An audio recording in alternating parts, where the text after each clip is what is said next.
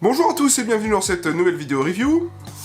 Comme vous le voyez aujourd'hui, je vous présente encore une réplique longue. Bon, je vous l'ai déjà dit la semaine dernière, je suis encore enrhumé aujourd'hui, au moment où je tourne cette vidéo. J'arrête pas de me traîner un rhume sale, je suis désolé, je parle du nez, c'est comme ça. Nous avons donc une réplique longue dans cette boîte, et ça nous vient de chez Arcturus. On va déballer ça tout de suite. Sur le flanc gauche, on a une étiquette nous présentant le produit à l'intérieur. Donc aujourd'hui je vous présente l'AK74U Custom. À l'intérieur, comment ça se présente? Nous trouverons un manuel avec sa feuille de test de tir, une petite pochette contenant plusieurs choses, notamment, je l'avais dit dans la vidéo unboxing, j'avais l'impression que ça faisait un brassard ou une éponge, j'en sais rien. En tout cas gravé au logo Arcturus. Nous avons ceci, une espèce de... j'appelle ça un dessous de verme, je sais pas pourquoi. Pareil, avec un AK12 AEG, je sais pas pourquoi un AK12, mais voilà. Et dans cette petite pochette, nous trouverons un adaptateur Tedin pour Tamiya Mini, une clé de réglage à Allen, un chargeur high-cap en polymère, et un autre chargeur mid-cap, cette fois-ci en polymère. Donc on a deux chargeurs, un high-cap, un mid-cap de fourni. Bien évidemment, on a la réplique, et une tige de nettoyage débourrage juste ici. Plutôt complet, hein, ce contenu. Et donc, voici donc la réplique que je vous présente aujourd'hui. Le AK74U Custom de chez Arcturus. Avant toute chose, je vais vous parler de l'arme réelle. La KS74U est la version compacte du fusil d'assaut AK-74. Ses faibles dimensions le font quelquefois classer dans la catégorie pistolet mitrailleur. Il est connu des millions de téléspectateurs pour figurer en arrière-plan des vidéos d'Oussama Ben Laden. En 1979 apparaît l'AKS74U ou AKSU, une version beaucoup plus courte, surtout destinée aux forces spéciales, aux équipages de blindés, extrêmement compacte car longue de 490 mm, crosse repliée. L'AKS74U est l'un des plus petits fusils d'assaut raccourcis, le canon beaucoup plus court avec 210 mm seulement, et les vents de prise de gaz a été rapproché de la chambre. Ouvrant la culasse plus tôt, donc augmentant la cadence de tir, ce canon ne permet toutefois pas un tir soutenu. Il réduit la précision et implique une flamme et une détonation à la bouche importante, ce qui rend l'arme particulièrement inconfortable à tirer et plus facile à repérer pour l'ennemi. Arcturus est une marque lancée par le fabricant Moss Manufacture, proposant des répliques d'airsoft qualitatives et abordables. On retrouve ici un AK74U Custom Full Metal AEG, livré avec deux chargeurs et un cache-flamme personnalisé. Ses points forts sont une réplique compacte et maniable, fabriquée full métal, un chargeur modifiable de 30 ou 130 billes mid-cap et un chargeur high-cap fourni, un rail supérieur et latéraux Picatinny, elle dispose d'un micro-switch, un changement de ressort rapide à l'arrière de la gearbox, un canon de précision interne de 6.01 de 280 mm, une crosse squelette repliable et un numéro de série unique. Voilà donc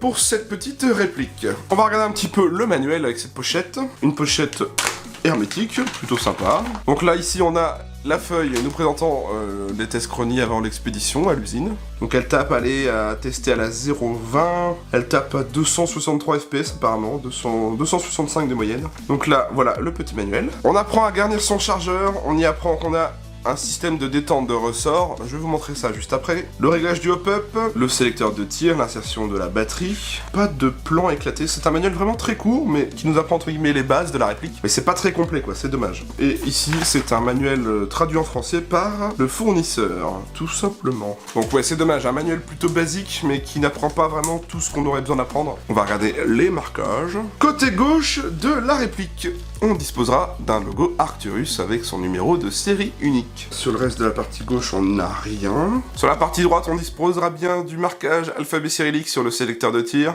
Voilà, pas d'autres marquages spécifiques, y a rien du tout. Rien sur les chargeurs. Bah écoutez, il n'y a pas grand marquage sur cette réplique, il y a juste le marquage Arcturus et l'alphabet cyrillique sur le sélecteur. Dans son utilisation, c'est un AEG standard, c'est-à-dire qu'on a une batterie, une gearbox qui entraîne un système mécanique qui fera partir la bille, avec un système d'air compressé. Au niveau des contrôles, eh ben c'est un type AK du genre. Comme sur un AK, la sécurité et le sélecteur de tir se fait sur le côté droit, grâce à ce levier. En position haute, nous serons en sécurité. Position intermédiaire, à ce niveau, nous serons en full automatique pour tirer en continu. Position complètement en bas, nous serons en semi-automatique, coup par coup. On dispose bien d'un montage pour le rail supérieur, pour y mettre une lunette de visée à ce niveau-là, au-dessus du top cover. On dispose bien d'une crosse pliable à l'arrière, type squelette. Pour ce faire, on va la relever et la replier sur le côté.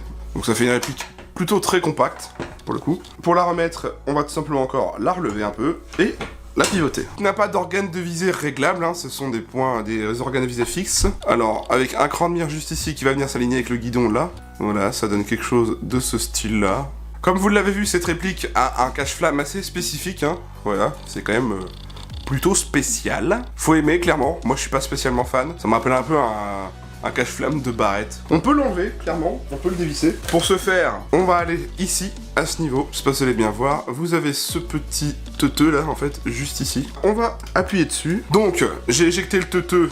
Et maintenant on dévisse, et on accède donc à un pas de vis 14 mm anti-horaire. Notez que le canon interne vient jusqu'au bout de ce canon fileté, tout simplement. Donc vous pouvez changer le canon, ou y mettre un silencieux ou un traceur, comme vous voulez. Alors au niveau des attaches-sangles, on en a un juste ici à l'arrière, en type QD, tout simplement, voilà. Donc ça fait un attache-sangle type 1 point à l'arrière, c'est plutôt cool. On en a un sur le côté droit, rail latéral droit, ici, et un autre côté rail latéral gauche.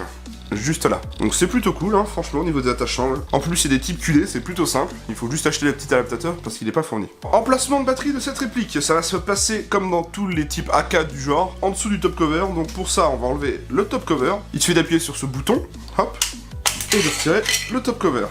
Donc là d'origine, vous voyez, on se retrouve avec une fiche Tedin. Donc ça c'est plutôt cool, parce que comme je vous l'ai dit, la réplique a un micro switch d'origine, et avoir des répliques qui nous proposent des sorties Tedin d'origine, c'est vraiment plutôt sympa. Surtout que pour le coup, si vous ne disposez pas de batterie Tedin, comme je vous l'ai montré au tout début de la vidéo, ils vous fournissent un adaptateur Tedin pour Tamiya Mini. Donc franchement, ils déconnent pas à ce niveau-là, c'est quand même très pro de leur part. Donc le niveau emplacement de batterie, vous allez voir qu'au test de tir, j'ai plutôt galéré. J'ai utilisé une 7.4 au test de tir en double stick. J'ai pas trouvé moyen de la rentrer, hein, clairement, avec le top cover, ça ne rentrait pas. Alors spécialement, là, quand je vais vous faire le test de tir à vide, je vais mettre une 11.1 LiPo, parce que bah forcément, il y a un micro switch, donc elle dispose d'un petit MOSFET si vous préférez. Mais au niveau emplacement de batterie, vous attendez pas à des miracles, mais il y a vraiment pas beaucoup de place, quoi. Alors, au niveau réglage au pop sur cette réplique, c'est comme sur les AK type AEG standard. On va tirer le levier d'armement, donc on peut le manipuler, clairement.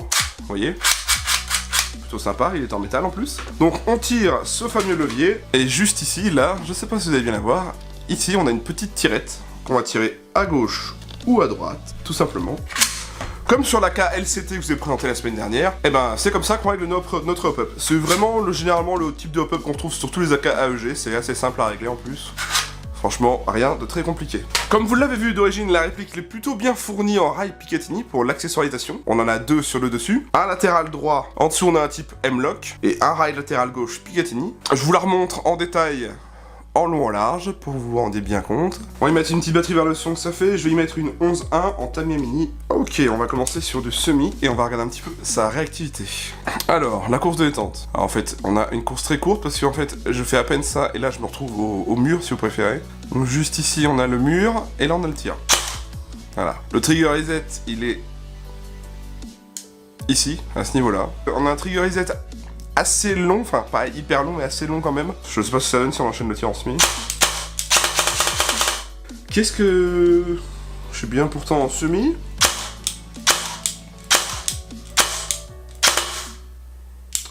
Je suis pas fou, vous avez entendu. Là, elle vient de me faire un coup de burst de 2, là, j'ai l'impression, non? Ouais, 2. 1. 1. 2.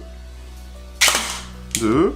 Ok, donc je m'attendais clairement pas à ça lors de la présentation en vidéo. Ça m'est pas arrivé au test de tir, c'est très bizarre. Je pense que cette petite réplique a un défaut. Parce que là, c'est pas normal qu'elle me fasse un burst de 2 en semi. J'en parlerai à Guillaume, hein, clairement. Parce que c'est pas normal. On va voir le full. Ça dépote quand même pas mal. En 11.1, c'est quand même pas dégueulasse. Donc on l'a vu, on a une course de détente un petit peu bizarre, avec un mur assez court quand même. Trigger reset assez long, par contre, oui, on a un problème sur cette réplique là, elle nous fait un burst de 2 alors qu'on est en semi, donc bon. Voilà, au moins on a vu le son que ça faisait, et vous verrez la suite au test de tir. Autre chose intéressante sur cette réplique d'origine, j'aime beaucoup les répliques qui font ça d'origine, elle dispose d'un système de détente du ressort, je vous en ai parlé au début de la vidéo. Le système de détente du ressort, ça permet de détendre votre mécanique, parce que, en fait, pour ceux qui ne connaissent pas, dans la gearbox, on a un ressort qui comprime un piston qui va faire comprimer de l'air pour faire partir votre bille. Ce ressort, dans la plupart des répliques, il reste sous tension lorsqu'on n'utilise plus la réplique ou qu'on a fini une partie ou qu'on rentre chez soi. Le ressort peut rester tendu comme ça pendant un sacré moment. Or, certaines répliques ou certains constructeurs proposent un système de détente de ressort rapide. Or, cette réplique en possède un, et ça se situe juste ici au niveau de la queue de détente. Cette petite pièce, si on appuie dessus, ça va détendre le ressort. Écoutez bien. Voilà, on a entendu un petit bruit, ça a détendu le ressort dans la gearbox. Et en fait, c'est vraiment très cool parce que ça évite une tension constante du ressort. J'adore vraiment les constructeurs qui prennent le temps de mettre un système comme ça dans leur réplique. Je trouve ça vraiment plutôt cool pour la longévité de la réplique. Autre point vraiment pas déconnant dont je vous ai parlé au début de la vidéo, c'est le fait que la réplique se livrait avec deux chargeurs d'origine. Comme je vous l'ai dit, on a un high cap et un mid cap. Pour faire simple, pour ceux qui ne connaissent pas, Le high cap en fait a un avantage, c'est qu'il comporte à peu près 500 billes. On emmène beaucoup de billes, l'inconvénient c'est qu'en fait, on va les remplir ici, avec cette petite trappe. Elles vont être en vrac dans un compartiment juste ici. Le problème c'est qu'en fait, le fait qu'elles soient en vrac, quand on bouge le chargeur ou la réplique, ça fera un bruit de maracas, ça fera comme ça quoi, en gros, c'est pas agréable. L'autre inconvénient c'est qu'il faut molleter les billes comme ceci, avec cette petite molette, pour qu'en fait, on ait un système mécanique qui fasse faire ça aux billes et remonter avec un ressort ici, dans ce trou, pour ressortir au puits du chargeur de la réplique. Donc l'avantage c'est qu'on a beaucoup de billes, l'inconvénient c'est que ça fait des bruits et que c'est chiant parce qu'il faut le molleter. Les mid-cap ou reel-cap, parce que c'est la même fonction, c'est le même style, sauf juste qu'il y a un petit changement différent. Le mid-cap, lui, on l'insère grâce à un BB loader. C'est le petit truc qui me permet de mettre des billes, on appuie avec un petit système et ça insère directement les billes, ici avec un système de ressort compressé. Donc l'inconvénient c'est qu'on met beaucoup moins de billes, à peu près 120, 200 maximum dans les mid-cap. L'avantage c'est que ça ne fait pas de bruit et on n'a pas de molette à s'occuper. Et l'autre avantage, pour les plus puristes qui veulent vraiment jouer réaliste, c'est qu'on peut trouver ce qu'on appelle des reel cap, la capacité réelle. Par exemple, les AK ont en moyenne 30 balles dans un chargeur. On aura donc 30 billes dans le chargeur. Le chargeur qui est fourni dans cette réplique de chez Arcturus est plutôt bien sympa. Parce que d'une, ce mid-cap peut se transformer en reel cap. Pour ce faire, on va tout simplement sortir le petit talon du chargeur. On appuie sur la pièce du milieu et on pousse le talon vers l'arrière. C'est un peu chiant parce que c'est un peu dur. Voilà. Et ensuite, on va éjecter le chargeur interne pour avoir cette pièce. Alors, c'est beaucoup moins joli, je vous l'assure. Mais de ce côté-ci, on trouvera, en fait, ce petit bouton va vous permettre de passer sur une capacité réelle ou type mid-cap. Donc là, nous serons sur le 30 coups, donc 30 billes. Si je passe ce bouton à gauche, nous passons sur la capacité mid-cap de 150 billes. En fait, voilà, c'est un chargeur transformable qui est à la base un mid-cap, mais qui peut se transformer en reel-cap. Et ça, je trouve que c'est plutôt bien vu de la part du constructeur, parce qu'en fait, d'origine, avec la réplique, il nous donne un chargeur high-cap et en fait, un chargeur mid-cap qui fait aussi reel-cap. Donc en fait, on se retrouve avec les trois types de chargeurs d'origine avec la réplique. C'est ça que je trouve plutôt sympa. Alors, au niveau des matériaux de cette réplique, la réplique est construite en métal et polymère. Donc sur cette réplique, les seules parties polymères que nous aurons, ce sera la poignée et le chargeur ainsi que le support de rail. Tout le reste, je dis bien tout le reste, que ce soit la crosse, le corps, le top cover, les rails, le garde-main, le cache-flamme, les organes de visée, le pontet, la queue de détente, tout cela est en métal. Donc ça fait une réplique plutôt sympa, dans les environs de, allez, je dirais un bon 3 kg quand même. Donc ça fait pas jouer du tout, clairement, une petite réplique comme ça. Je vais vous parler un petit peu des caractéristiques techniques de cette réplique. Alors c'est une réplique de type AEG de calibre 6 mm, disposant d'origine du connectique DIN. Elle dispose de mode de tir Safe Semi-Auto. Elle est annoncée à 0,7 joules, soit 275 FPS par le constructeur. Elle fait une longueur cross repliée de 480 mm contre cross dépliée de 690 mm. Elle pèse 3080 grammes. La longueur de son canon interne est de 280 mm. Son diamètre est un 6.01. Elle dispose d'origine de rail tactique Picatinny et M-Lock. Elle est livrée avec un chargeur reel cap 30 billes ou mid cap 130 billes, c'est en fonction de vos réglages. Et un chargeur high cap de 500 billes en polymère. Elle dispose bien du hop-up réglable, elle ne dispose pas du blowback. Sa gearbox est une version 3 type AK. Elle est fabriquée en métal et polymère et c'est fabriqué par Arcturus, anciennement Moss Manufacture. Bien, on a fait le tour de la réplique. Ce que je vous propose, c'est qu'on va aller au test chronie et au test de tir, voir un petit peu comment ça se comporte et je vous retrouve juste après.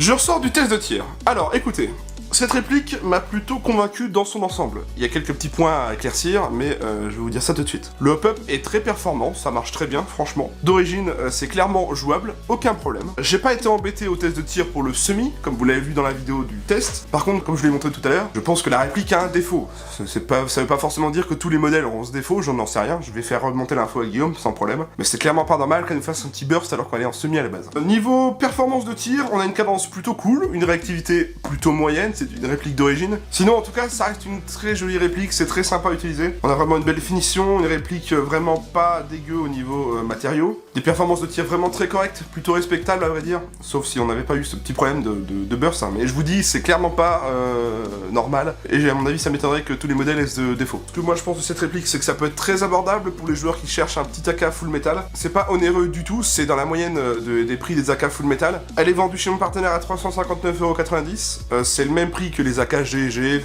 beaucoup d'AK du genre. L'AK LCT que vous avez présenté était dans la moyenne de ce prix là aussi, donc bon, c'est entre guillemets une moyenne. Donc c'est pas une réplique entrée de gamme, clairement, c'est une réplique plutôt milieu de gamme. Ça reste quand même en soi une très jolie réplique, très sympa à utiliser, franchement. Je ne connaissais pas Arcturus à ce niveau là au niveau des AEG. Pour l'instant, ils m'ont pas déçu. Comme je vous l'ai dit, cette réplique est à vendre à 359,90€ chez mon partenaire. Spécialement pour cette vidéo, on vous propose un code de 5% de réduction qui sera valable un mois à partir du moment où la vidéo sera sortie, avec le code Teamer Arcturus 5. Rentrez ce code et vous appliquerez 5% de réduction à votre commande chez mon partenaire Guns & Target. Le lien est dans la description pour la réplique. Je remercie beaucoup Guillaume de Guns & Target de m'avoir prêté cette réplique. Je vous invite à aller voir son site et sa page Facebook. C'est grâce à lui que je teste beaucoup de répliques pour vous montrer en vidéo, donc franchement, allez faire un tour. Le lien est en description. Moi, je vous invite à vous abonner à ma chaîne YouTube si ce n'est pas encore fait. Pensez bien à activer les notifications. C'est grâce à cela que vous verrez si je sors une nouvelle vidéo ou pas. Je dispose également d'une page Facebook. C'est ici que j'y poste des choses hors vidéo. Donc si vous voulez voir mon contenu hors vidéo, venez sur cette page. On est plusieurs maintenant, c'est une communauté très sympa. Si la vidéo vous a plu et que vous avez aimé ce contenu ou cette réplique, n'hésitez pas à me le faire savoir en mettant un petit pouce bleu et un commentaire dans la partie ci-dessous.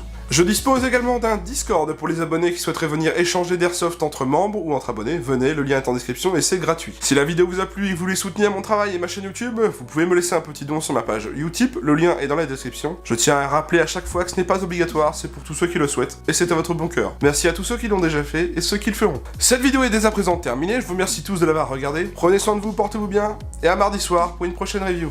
Allez, salut!